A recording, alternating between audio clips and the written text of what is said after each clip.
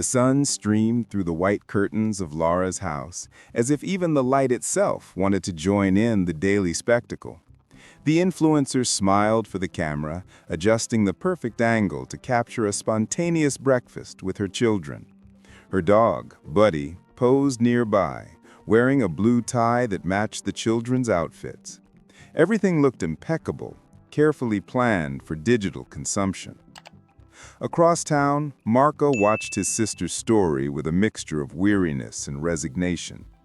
His phone illuminated his face, revealing a serene look, yet weary of being compared to that plasticized version of reality. While Laura was accumulating followers, he was accumulating bills and real responsibilities. The difference between them had never been so stark. Theo, his 10-year-old son, ran around the house in a makeshift superhero costume. The boy had no idea of the gulf between his father's and his aunt's worlds. To him, Laura was just the aunt with the pretty pictures. Marco smiled, remembering how simplicity could be enough to make a child happy. Childhood memories flooded back to Marco. Days when Laura already demonstrated an insatiable need for admiration. While he built sandcastles, she organized who would applaud. Fame didn't transform her, it merely amplified what already existed. Even so, Marco tried to keep the peace. He avoided conflict, accepted veiled criticism, and endured comparisons from his mother, who saw Laura as a model of success. What he didn't imagine was that the next family event would trigger years of pent-up humiliation. That morning, he received the message that would change everything. "Bro, what about Theo's party? Is it happening? Can I post that we're going?" It was a sister, curious. Marco responded enthusiastically, never knowing what would happen next. On the other end, Laura sighed, looking at her feed and wondering how to fit this event into her schedule. The problem was, there was a more important event about to dominate her life, and she wasn't going to let her nephew's party overshadow her public drama. Deep down, Marco still believed his sister had a good heart, just lost in vanity. But time would show that there were lines that once crossed could not be turned back. As he turned off his cell phone and made coffee, the loving father who had always avoided confrontation had no idea that within days he would be drawn into a digital war that would change his family forever. Instagram's perfect family was about to reveal what really went on off-screen, and no one was prepared for the real thing. And before this story gets even more unbelievable, subscribe to the channel now. That way, you won't miss what happens when the sister's vanity is put to the test, and you'll want to see how far this mess goes. Theo woke before the sun, excited as if he were waiting for the most important day of the year. "Dad, today we're going to see the hall, right?" he asked, his eyes shining. Marco smiled, heartened by his son's enthusiasm. After months of saving, he had managed to reserve a simple but cozy space to celebrate his son's 10th birthday. The party hall was located in a modest neighborhood, decorated with colorful balloons and superhero drawings. For Theo, it was a dream. For Marco, it was a personal victory. He wanted his son to feel valued, even without the luxuries of the cinematic parties he saw on his aunt's social media. During lunch, Laura called. Her initial sweet tone hid her usual coldness. "Bro, I just wanted to remind you that next week's going to be tough to throw a party, okay? The kids are devastated about Buddy. It wouldn't be sensible to celebrate right now." Marco laughed, thinking it was an exaggeration, but she continued, serious. "I'm serious, Marco. The party would be an insult. My children are not in a position to emotionally watch people celebrate while they mourn Buddy. Please cancel it." The silence that followed was heavy. Marco tried to argue, but Laura interrupted him. "If you do it, I won't go, and I warn you, it will be frowned upon." He hung up the phone with his heart racing. Shame consumed him, as if he'd been wrong for wanting his son to be happy. When he told Theo the party would be postponed, the boy's eyes welled up. "Because of a dog, Dad?" Marco couldn't answer. That night, while his son slept, Marco sat on the couch and stared at his phone screen.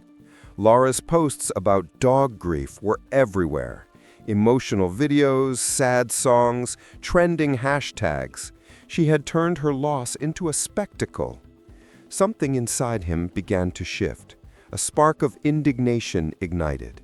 For the first time, Marco felt the urge to stand up to his sister, to break the cycle of submission.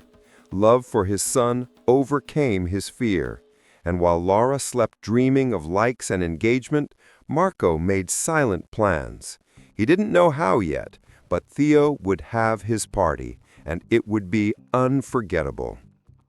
The next day, Laura appeared on social media with a carefully dejected expression.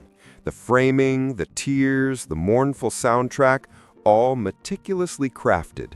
"Today we lost Buddy, our four-legged angel," she said, hugging her children for the camera. The online outpouring was immediate. Hundreds of messages, crying emojis, and invitations for interviews about overcoming loss. Marco watched from afar, unsure whether to feel pity or indignation. The dog was loved, of course, but the exaggeration left him stunned. The mourning had become a kind of public event, and his sister seemed to relish the attention. Theo, curious, asked why so many people were crying over a dog they didn't even know.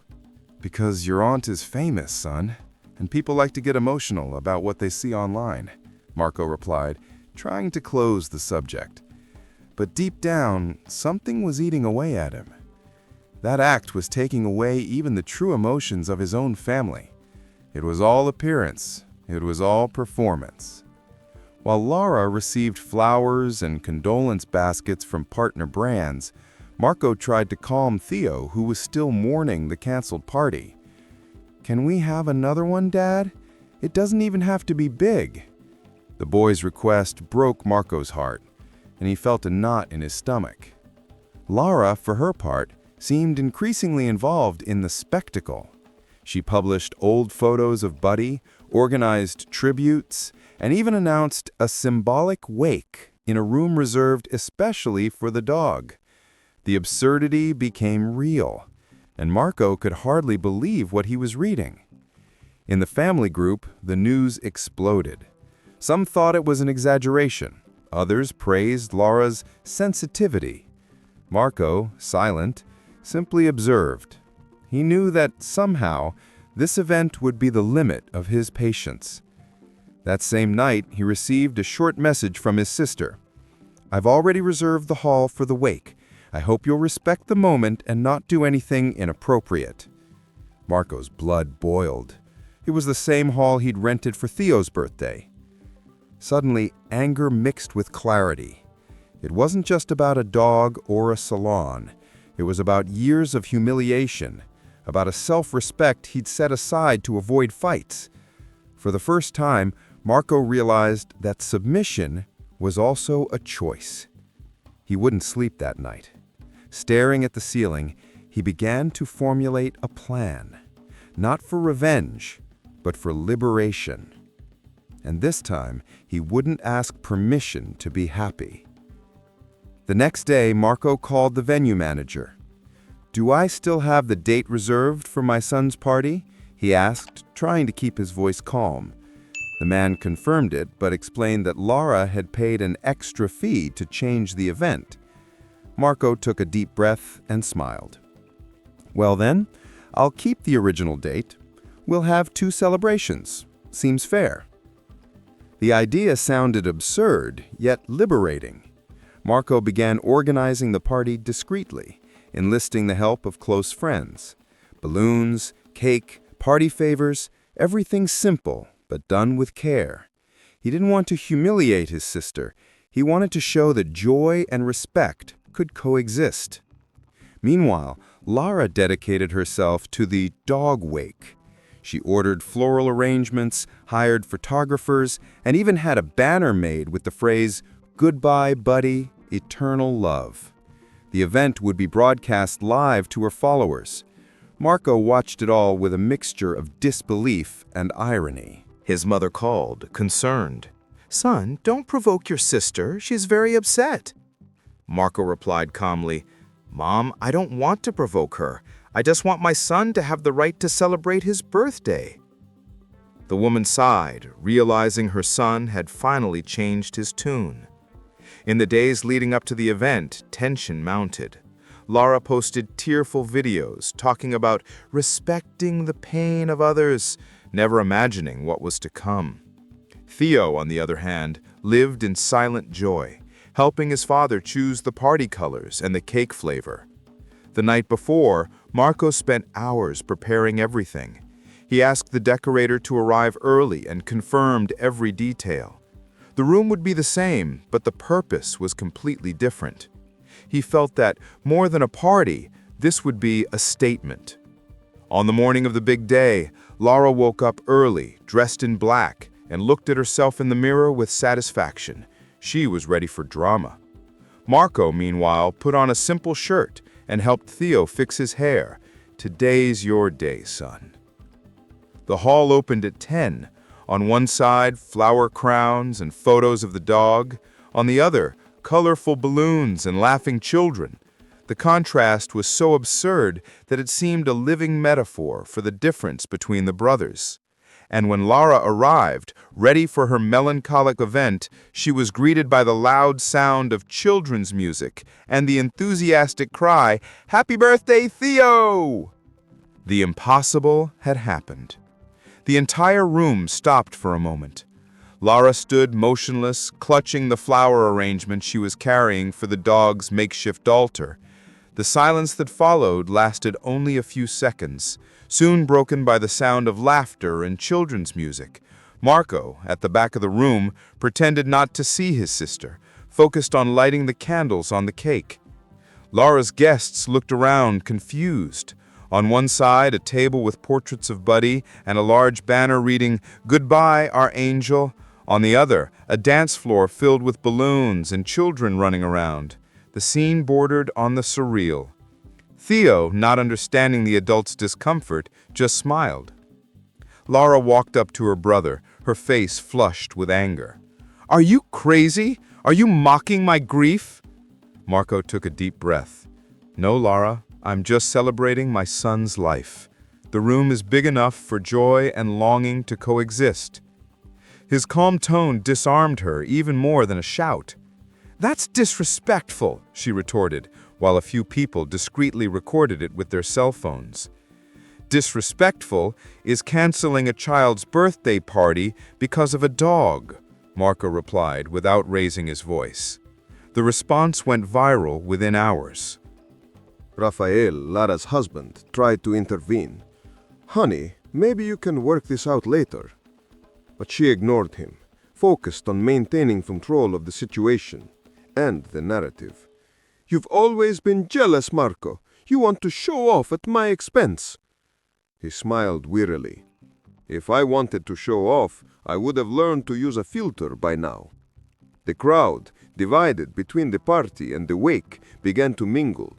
Curious children stared at the dog's portrait, while some of Lara's followers filmed the scene, confused as to what was really happening.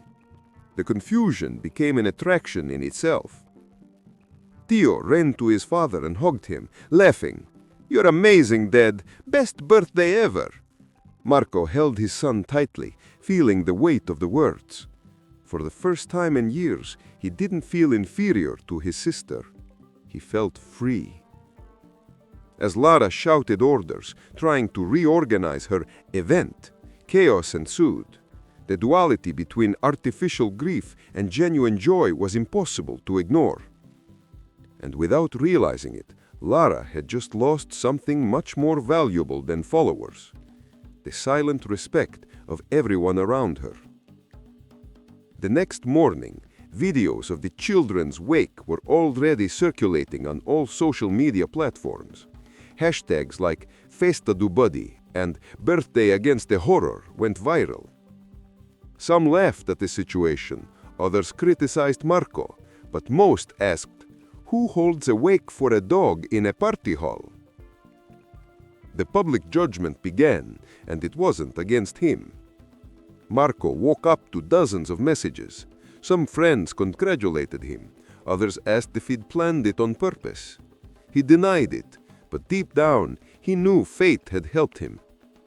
What began as a gesture of love turned into a spontaneous protest against hypocrisy. Lara, on the other hand, was in despair. She'd stayed up all night, deleting comments, blocking profiles, and recording dramatic stories, trying to convince the public that she'd been the victim of an emotional ambush. But the public, accustomed to her theatrics, was beginning to see the truth. The local media took notice. A morning show aired footage of the commotion, contrasting the luxurious canine wake with the child's joyful celebration. The duel between sincerity and exhibitionism, the narrator said. Marco watched in disbelief, unsure whether to laugh or be embarrassed. Theo, innocent, found it all amusing. "Dad, we became famous." Marco laughed. "In a weird way, son." He knew it would have consequences, but he also felt something had changed, inside and outside of him. His mother called again, worried. "Son, you stirred up a hornet's nest. Lara is furious. She said she's going to sue you." Marco sighed. "She can try, Mom, but the truth is all out there, and for once, I didn't do anything wrong." Lara's anger grew with each passing hour. Realizing she was losing control of the narrative, she decided to lash out. She recorded a 20-minute video of herself crying and accusing her brother of insensitivity, turning the family feud into a national spectacle. But contrary to my expectations, the comments weren't supportive. "What about the kids' party? Seriously, it was just a puppy? This is pathetic." Lara's image was beginning to crumble before the eyes of those who had once idolized her. While she struggled to maintain her empire of appearances, Marco went out to buy bread with his son.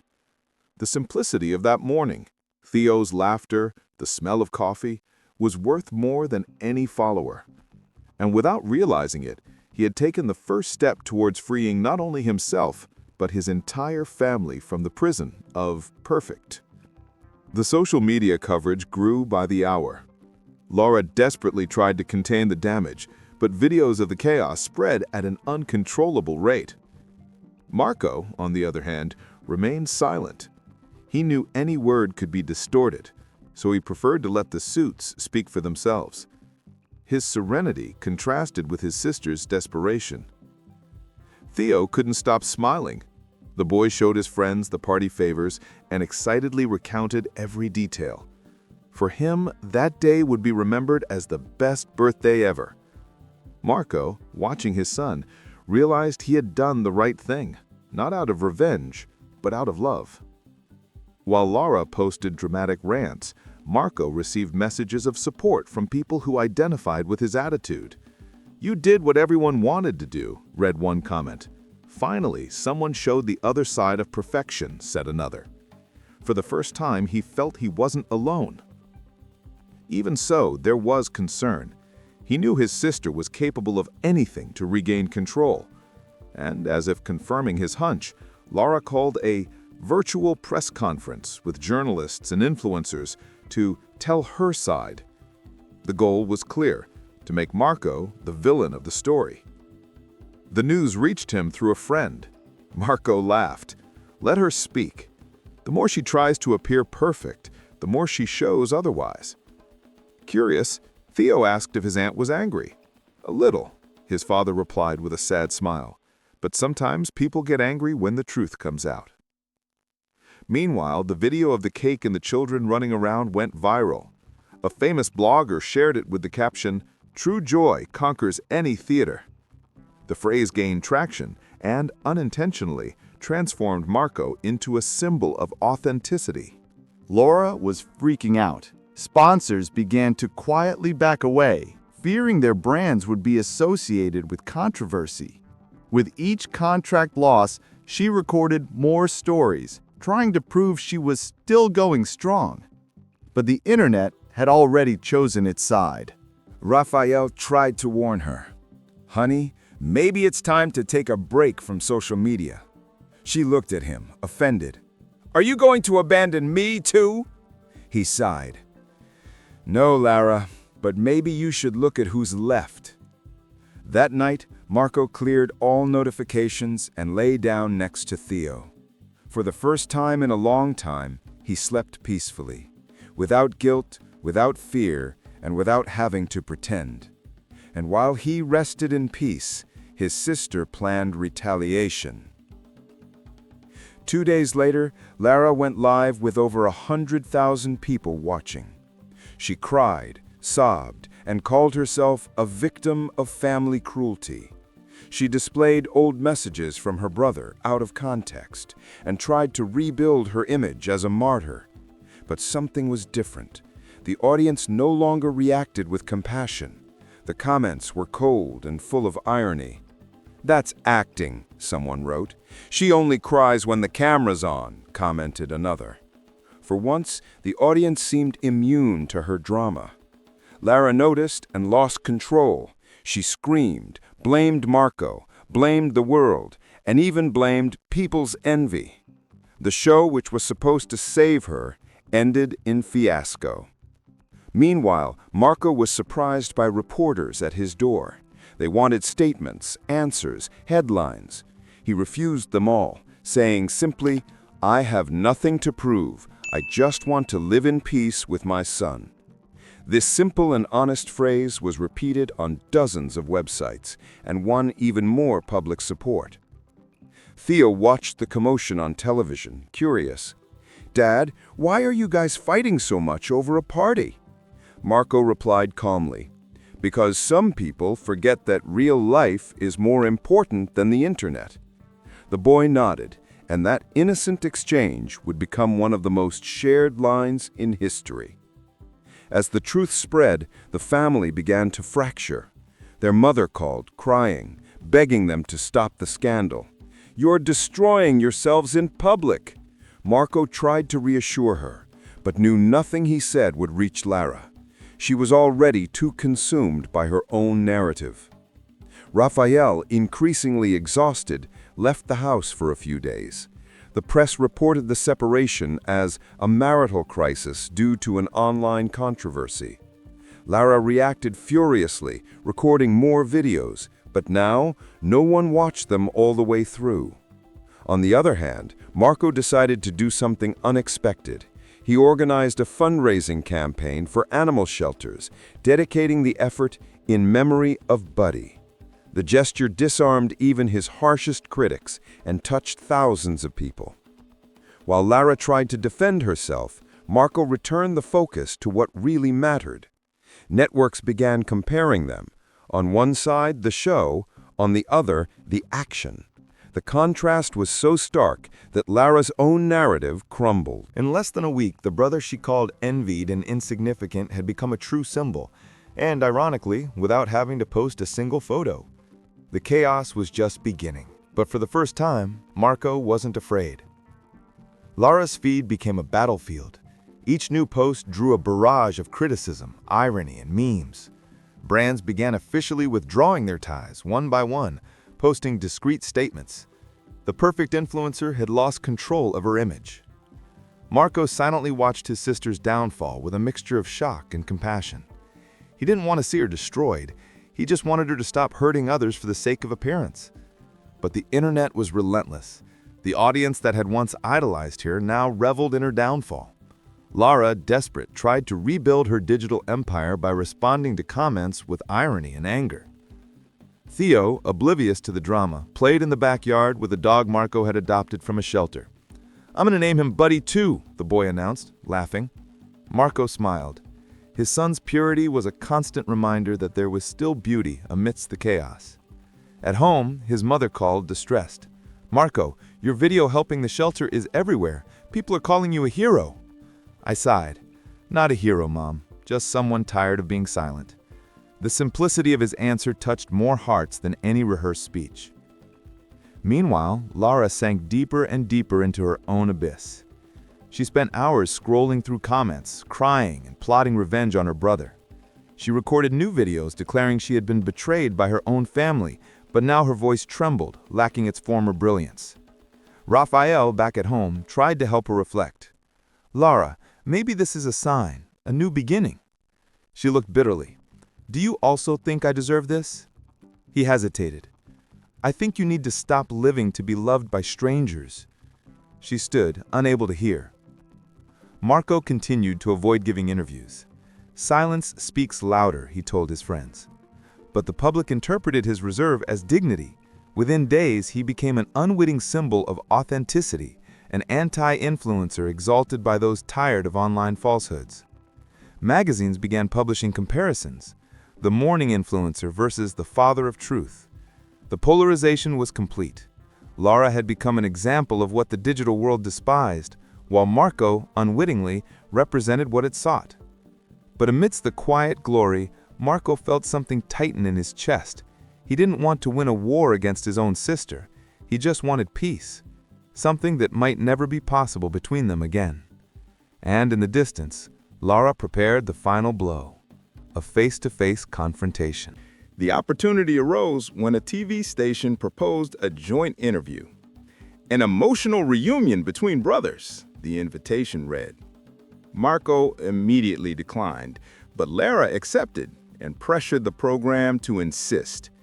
"You owe the public an explanation," she wrote in a message. He responded with a single sentence, "The public is not my family." Even so, the network didn't give up. They sent reporters to his door, and the images of Marco closing the gate with Theo by his side went viral. People praised his protective stance. "This man is the portrait of what the internet has lost, humanity," read one comment. Meanwhile, Lara tried to use her brother's silence against him. "He doesn't speak because he knows he's wrong," she said in new live streams. But the more she spoke, the deeper she sank. Her sweet voice sounded rehearsed, her tears forced. The audience, previously mesmerized, now saw her clearly. Marco remained steadfast. He spent his days away from the internet, focused on teaching and playing with Theo. His tranquility contrasted with the chaos online. "Dad, does Auntie still like us?" the boy asked. Marco hesitated. "She does, son. She just doesn't know how to show it anymore." That night, while preparing dinner, he received a notification. Lara had lost the most important contract of her career, the cosmetics brand that supported her image. Behind the scenes, the news spread like wildfire, and even former partners abandoned her. Feeling lost, Lara called Marco. Her voice, once firm, was now a whisper. "You won. Congratulations." He replied calmly, "It wasn't a competition, Lara. You made it all this." There was a long, almost sad silence before she hung up. Theo appeared with a drawing in his hand. It was a stick figure. Him, his father, and their new dog, all smiling. "It's us, truly happy." Marco smiled, moved. It was simple, but it held more truth than any viral video. While the internet debated hashtags and morality, he understood that silence could also be a scream, the most honest of all. And for the first time, Marco realized that sometimes the most powerful revenge is simply living well. Weeks passed, and the silence finally seemed to bring peace. Marco focused on work, Theo returned to his school routine, and life began to return to its normal rhythm. Until one morning, the unexpected happened. A video began circulating online. Recorded by one of the guests at the wake, it showed Lara backstage cursing Marco and calling her brother a jealous loser. The video was devastating. Uncut, it showed the influencer's true face, cold, arrogant, and obsessed with her own image. "If he was ashamed, he would disappear for good," she said, staring into the mirror as makeup artists preened her look. Within minutes, the video went viral, garnering millions of views. The comments were merciless. "The mask is slipped. It's all an act. Now I understand her brother." The internet, which had once crowned her, now condemned her. Panicked, Lara tried to remove the video, but it was too late. The more she deleted it, the more people reposted it. Marco watched the video that night, sitting in the living room. His heart sank, not with anger, but with sadness. There was no longer any doubt that Lara had completely lost herself within her own character. Theo entered the room and asked, "Why is Aunt in all the videos, Dad?" He simply replied, "Because sometimes when we pretend too much, we end up getting found out." Raphael, her husband, finally had a definitive conversation with her. "Lara, it's over. You need help, not followers." She cried, begging him to stay, but he left without looking back. For the first time, the silence inside her house wasn't strategic, it was empty. The media exploited the case like a soap opera. Programs, podcasts, and influencers discussed the collapse of image culture. Marco again declined interview invitations. "This story isn't about fame," he said. But ironically, this only increased the public's respect for him. While Lara was isolating herself, Marco received an unusual invitation to give a talk on authenticity and social media. At first, he considered refusing, but Theo convinced him. "You always say we have to be our true selves, so show them." In the auditorium, before hundreds of people, Marco spoke about the value of simplicity and empathy. The internet can deceive for a while, but the truth, that always comes back. The audience gave him a standing ovation. Across town, Lara watched from the shadows, tears streaming down her face. For the first time in years, she felt ashamed, not of the exposure, but of what she had become. And so, the video she feared was the same one that freed Marco, and in a way, Lara herself, from her mask. The video's repercussions marked the end of Lara's golden era. Her contracts were terminated, her agency broke off partnerships, and even close friends disappeared. Gossip portals now called her the disgraced former influencer. On social media, she tried to maintain her dignity, but her views plummeted. Her digital empire was crumbling, and with it, her identity. Alone at home, surrounded by objects that once symbolized success, she found herself staring at her own reflection, tired, with dark circles under her eyes, without the filter that had always saved her. "Who are you?" she murmured to the mirror. For the first time, there was no answer. Meanwhile, Marco became a role model. Newspaper articles about the father who faced his appearance with truth circulated, and his talk was shared thousands of times. He, however, remained grounded. "I'm not an example, I'm just being honest," he told his friends. His proud mother visited him often. "Your father would be so happy with you." Marco smiled, moved. "I think he just wanted to see us together, Mom, and maybe one day we'll be able to."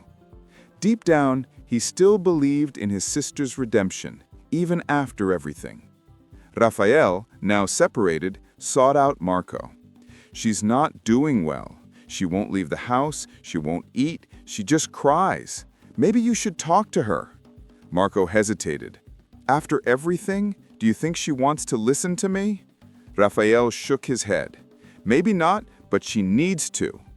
That night, Marco went to Lara's house. He knocked on the door, unsure of what to expect. She opened it, haggard with exhaustion. For a moment, neither of them said anything. Then he broke the silence. "I didn't come to fight. I came to remind you that you can still start over." Lara cried, unable to respond. Marco simply hugged her.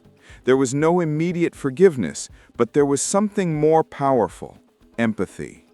For the first time, she didn't try to justify herself. She just cried. In the following days, Lara deactivated her social media.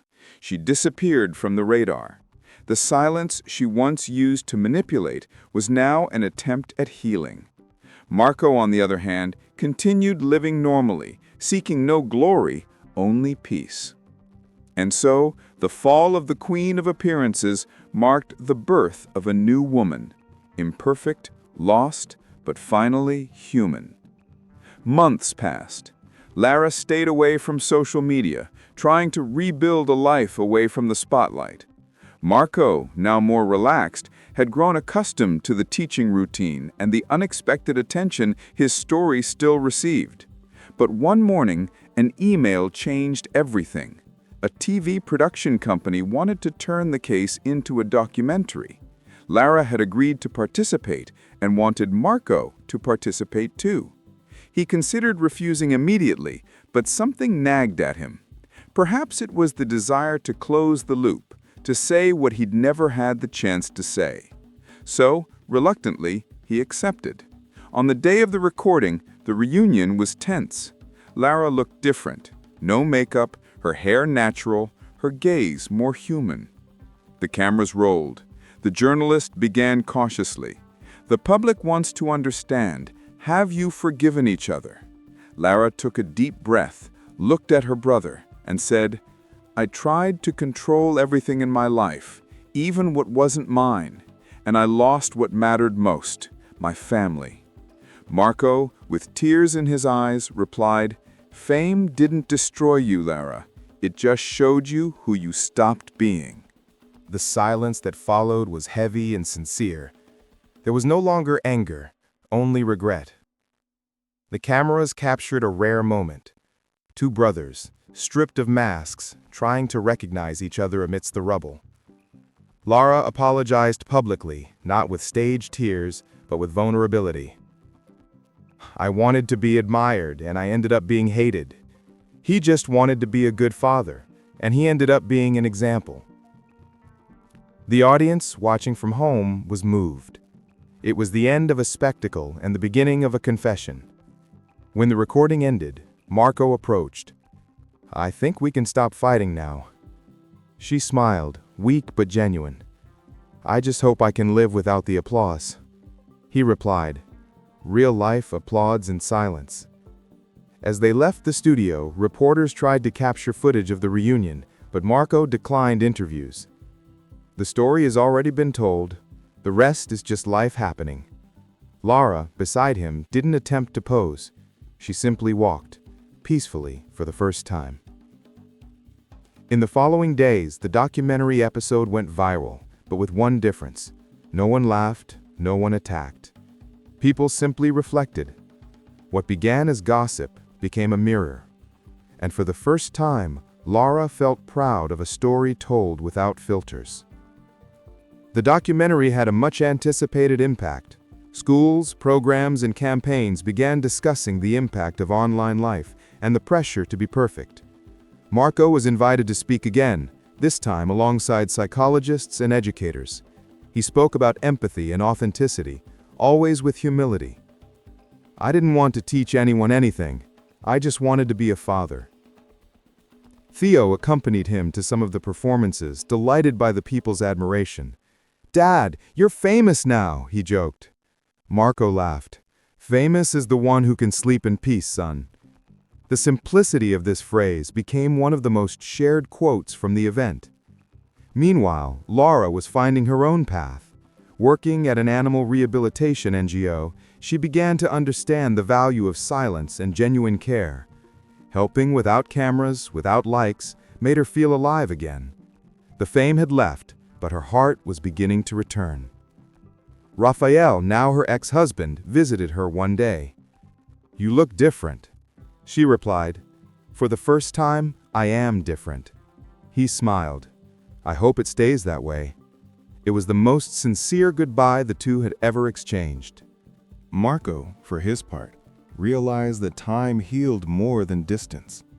The family's wounds still existed, but now they were scars, not open wounds. Birthday parties returned, simple, homey, but full of life. Theo laughed as before, and that was enough.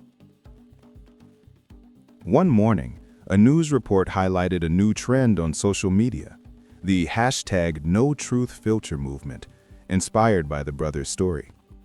Thousands of people began posting real, unretouched photos. Marco smiled, surprised by the reach of something he never intended to create. "Dad, did you start this?" Theo asked. "No, son. People just needed permission to be real." The boy smiled, satisfied with the answer. Deep down, Marco knew that his true victory was not in the headlines, but in the serene gaze of his son, who was now growing up knowing that love doesn't need a stage. And, away from the cameras, Laura was also smiling, for the first time, without having to prove anything to anyone. A year had passed from the day it all began, the dog's wake, the forbidden party, the digital war. Time, patiently, had done what words could not: heal. Marco and Theo lived peacefully, far from the online chaos. Their home was simple, but filled with laughter, the smell of cake, and drawings plastered on the walls. Theo was now 11, and Marco was preparing a new celebration. No ballrooms, no celebrity guests, just family, friends, and the dog they'd adopted, happily running around the yard. "Will there be cake again?" the boy asked. Marco smiled. "Yes, and this time without drama." As he was arranging the decorations, the phone rang. It was Laura. Her voice sounded light, different. "Can I go?" Marco hesitated for a second, then replied, "Of course, Laura. The house is yours too." When he hung up, he felt something he hadn't felt in a long time: true peace. Hours later, she arrived with a shy smile and a box in her hands. Inside were old family photos. "I thought Theo would like to see what we look like before the filters." The boy hugged her naturally, and Marco realized that forgiveness was already there, silent and complete. The party was simple but special. Music, laughter, and old stories filled the air. The mother, moved, watched her children laugh together and whispered, "My greatest gift is seeing you like this." Marco agreed. It took a while, but it was worth every scar. During the birthday celebration, Laura filmed discreetly, but this time there were no perfect angles or rehearsed captions. She posted a short video with the simple caption, "Real life is the best content there is." The audience, surprised, responded with affection. For the first time, she posted something that came from the heart. After the party, Marco and Laura stood in the backyard, watching the children play. "You know, bro," she said, "I thought I needed to be admired, to be loved, but you showed me otherwise." He smiled. "You just forgot that you were already loved, even when no one was clapping." The wind swayed the hanging lights, and Theo's laughter echoed in the background. It was as if the universe finally breathed a sigh of relief. The war between image and truth was over, and all that remained was humanity. Before leaving, Laura looked at her brother and said, "Thank you for not giving up on me, even when I deserved it." Marco responded with a hug. That's what family is for giving, not erasing. And that night, under the calm sky, they understood that the most beautiful stories aren't born of revenge, but of new beginnings. Because the true happy ending is one where everyone learns to be who they truly are, together, without filters and without fear. So, what would you do in his place? Sometimes the best revenge is to show that the truth needs no filter. If you believe this too, subscribe now and activate the bell, because here, every week, you'll hear real, intense, and emotional stories just like this one.